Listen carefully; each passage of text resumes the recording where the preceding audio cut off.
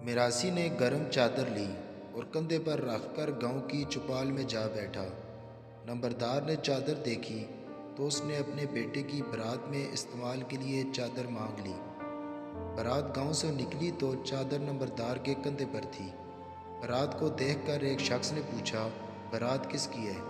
मिरासी झट से बोला, बारात नंबरदार की है और चादर मेरी है। चौधरी के लोगों ने मिरासी की धुलाई कर दी कि यह बताने की क्या ज़रूरत थी।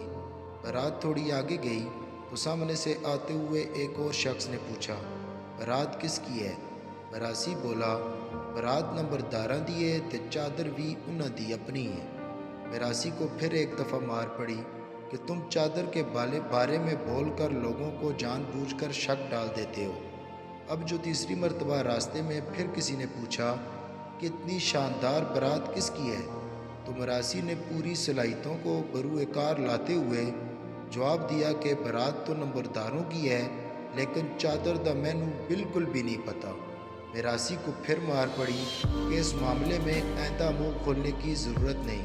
बारात फिर चल पड़ी। कुछ दूर जाकर एक बुजुर्ग खड़े थे। उन्होंने पूछा, बारात किसकी है?